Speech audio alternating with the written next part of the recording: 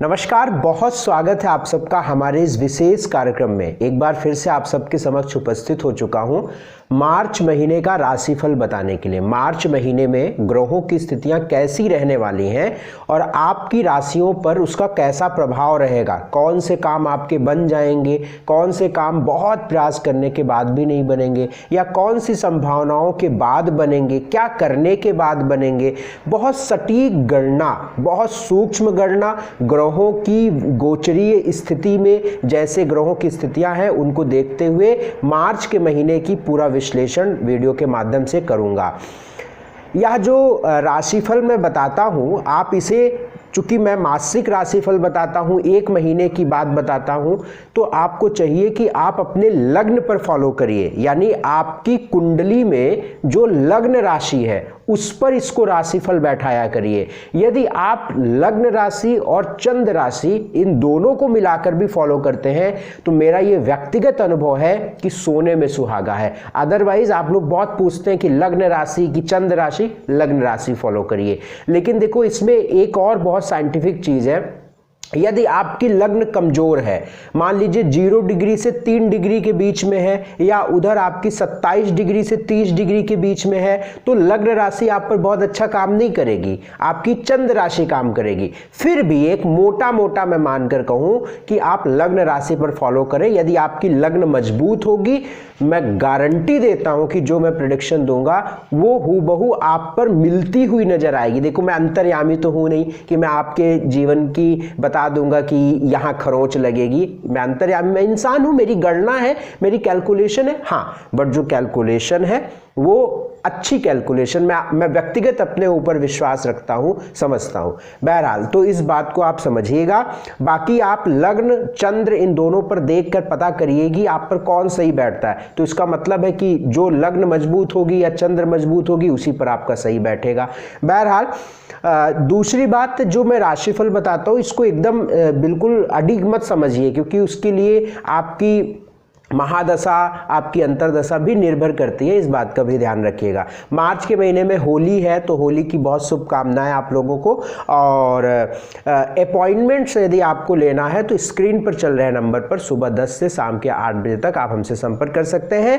Appointment आपको मिल जाएगी, लेकिन उसके लिए फीस देनी होती है। लेकिन उसके अलावा बहुत सारी सेवाएं हैं, वो आपके स्क्रीन पर नजर आएगी। एक और आप लोगों की सुविधा के लिए मैंने इस पर यूट्यूब पर कर दिया है कि अब आपको चैप्टर वाइज सारी चीजें दिखेगी। जैसे मैं एक वीडियो में कई राशिफल बता रहा हूं, तो आपको हर राशिफल सुनने की जरूरत ही नहीं। ऊपर एक चैप्टर लिखा रहता है, उसको क्लिक करेंगे तो सारे खुल जाएगा। आपको जो राशि सुननी है उसको टच करिए, वहां से शुरू हो जाएगा। तो ये सब बड़े सिस्टम मैंने उसमें डाल दिए हैं।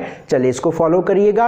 राशिफल का सिलसिला शुरू करता हूं और मैं बात करता हूं, कुंभ राशि की बात करते हैं। मार्च महीने में, मार्च महीने की कुंडली कुंभ राशि वालों की स्क्रीन पर आपके बनी हुई है। 11 नंबर से कुंडली दिख रही होगी। 11 नंबर लगन में है क्योंकि आपकी कुंभ राशि है।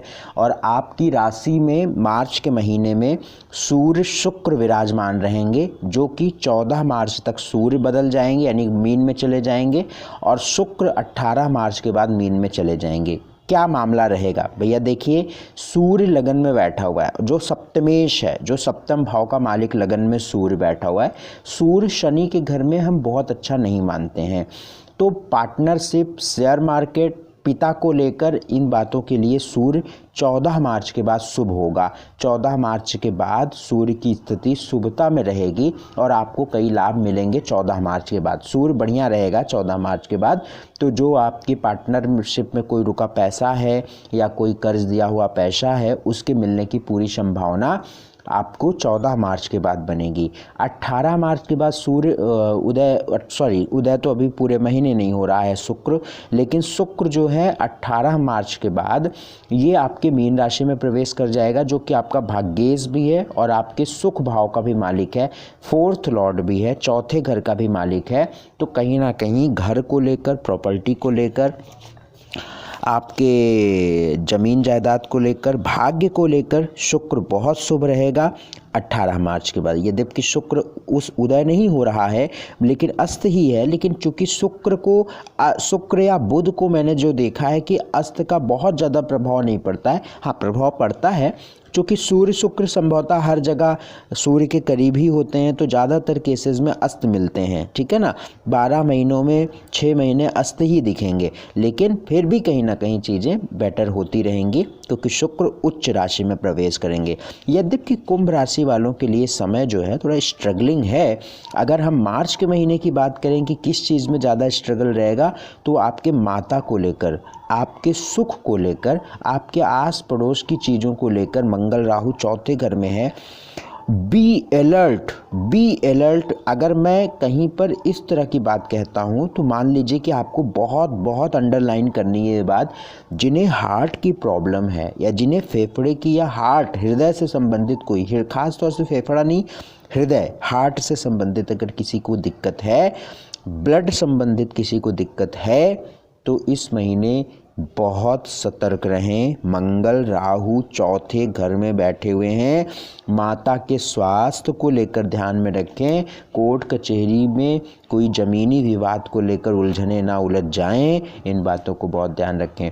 नौकरी आदि के लिए भी बहुत गड़बड़ वक्त है भैया, बहुत गड़बड़ वक्त है। 10th हाउस में ही केतु बैठा है, 10th लॉर्ड भी आपका मंगल राहु के साथ पीड़ित है। तो सिर्फ खर्च और काम, अगर आप गवर्नमेंट जॉब में होंगे तो बैठ के पैसे मिल रहे होंगे, बट जो प्राइवेट जॉब में हैं उनकी तो एकदम हालत ख़राब है। एक नहीं 125 लोगों की कुंडलियों पर मेरा इस वक्त रिसर्च है, क्योंकि इतने सारे केसेस कुंभ लग्न कुंभ राशि के आ रहे हैं, इसलिए मैं इस बात को रिकमेंड हर बार मेंशन कर रहा हूँ इस बात को। कुंभ राशि वालों के लिए मार्च के महीने में 8, 9, 10, 18, 19, 20 बहुत तारीख अशुभ है। स्वास्थ्य की बात करते हैं तो स्वास्थ्य के लिए जो तारीखें मैंने बताई उन तारीखों पर बहुत ध्यान रखना है और 14 मार्च तक ज़्यादा ध्यान रखना है। वेल्थ वैसे तो पूरे महीने बहुत ठीक नहीं नज़र आता है, फिर भी 14 मार्च के तक तो बहुत ज़्यादा ध्यान रखिए। वेल्थ की बात करते हैं तो गड़बड़ है, आपकी 11वें और दूसरे भाव का मालिक व्यय भाव में चल रहा है। 11 अप्रैल तक अभी खर्च बहुत होंगे, 11 अप्रैल के बाद चीज़ें ठीक होंगी, वो मैं अप्रैल के महीने में बताऊँगा। फिलहाल अभी मैं आपको मार्च में बता रहा हूँ, तो इस बात का ध्यान रखिएगा।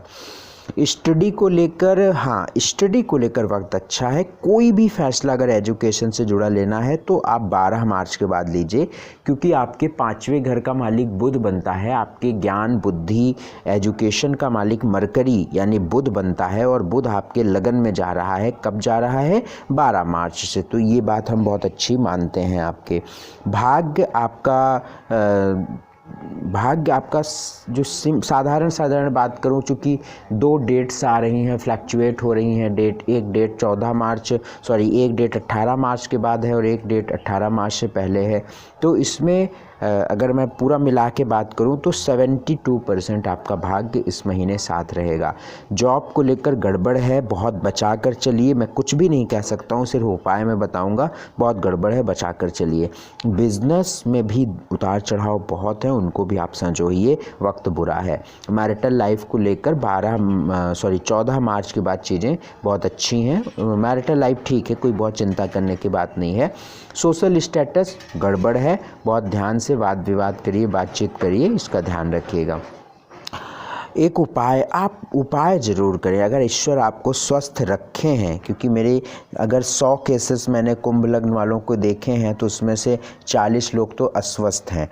अगर आप स्वस्थ हैं, आपको ईश्वर ने स्वस्थ रखा है, सुंदरकांड का पाठ आप जरूर करें। प्रत्येक मंगलवार, प्रत्येक शनिवार का सुंदरकांड का पाठ करें, यह आपको आपकी समस्याओं से, प्रॉब्लम से बचाएगा। चावल का दान करें, प्रत्येक सोमवार को चावल का दान आप ज़रूरतमंद को करिए, यह आपके लिए बहुत अच्छा रहेगा। गाय को भोजन आप रोज़ाना निकालिए, यह आपके लिए बहुत अच्छा रहेगा। बहुत बहुत शुक्रिया, बहुत बहुत धन्यवाद। यदि आप कुंडली दिखाना चाहते हैं तो स्क्रीन पर चल रहे नंबर पर सुबह 10 से शाम के 8 बजे तक संपर्क करिएगा।